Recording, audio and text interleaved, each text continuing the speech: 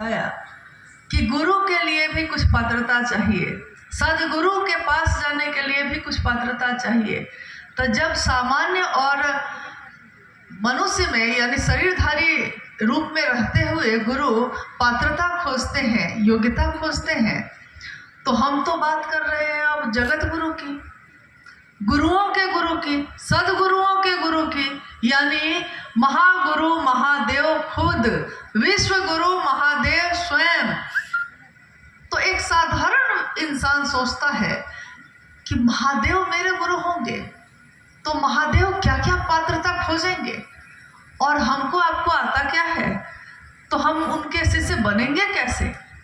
साहब ने कहा कि जब जगत गुरु शिव खुद गुरु होते हैं और कोई मानव अपने मन में, कोई जीव अपने मन में सिर्फ ये विचार रखता है कि शिव मेरे गुरु होंगे, उस शिव को, उस मानव के अभ्युदय का भार लेना ही पड़ता है, उनको गुरु बनना ही पड़ेगा। वो विवश है गुरु बनने को, क्योंकि वो कुर्सी पे बैठे हैं जगत गुरु के।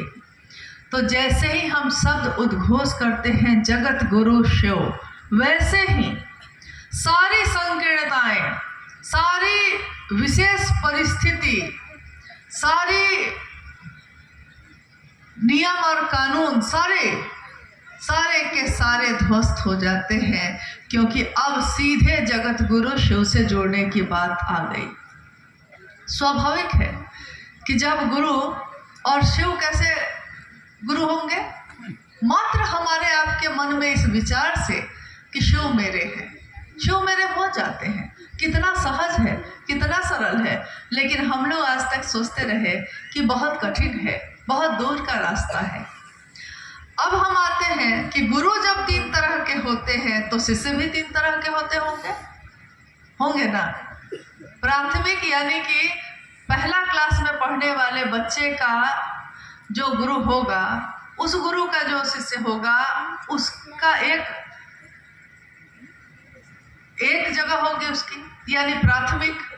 उससे ऊपर होगा तो माध्यमिक, उससे ऊपर होगा तो सबसे ऊपर, जो हम लोग कहते हैं हाई स्कूल, कॉलेज। यानी जैसे जैसे गुरु बढ़ते हैं शिष्य की पात्रता भी बढ़ती है।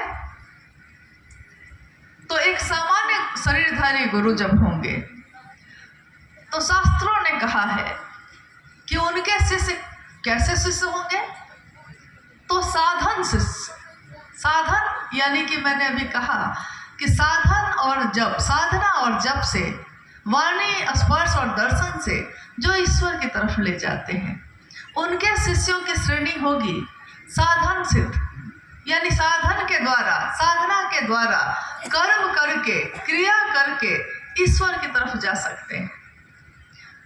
जब हम कहते हैं सदगुरु, उनके शिष्यों की श्रेणी क्या होगी, तो साहब ने कहा कि कृपा सिद्ध, यानी वो अपनी कृपा से अपने शिष्य को शिव की तरफ उन्मुख कर लेते हैं, दया कर देते हैं, कृपा कर देते हैं। लेकिन जब जगत गुरु शिव की बात होती है तो उनके शिष्यों की श्रेणी होती है नित्य सिद्ध। इसकी व्याख्या साहब ने की। नित्य सिद्ध का अर्थ होता है कि यानी जिसने कोई सिद्धि का प्रयास नहीं किया, उसको सिद्धियां प्राप्त ही है, उसको कुछ भी करने की जरूरत नहीं। तो शिव के शिष्यों के लिए साहब हरिंद्रानंद जी ने कहा कि मात्र उसके शिव की, उसके गुरु की दया ही उसको शिष्य बनाती है। उसको कोई प्रयास करने की जरूरत नहीं, कोई साधना नहीं आती तब भी, कोई माला का जप नहीं होता है तब भी, कोई जप नहीं होता है तब भी हमारे गुरु शिव हो सकते हैं। आज तक के इतिहास में गुरु और शिष्य परंपरा में इस तरह की पद्धति, इस तरह का रास्ता हर जीव के लिए, जन जन के लिए कभी नहीं आया।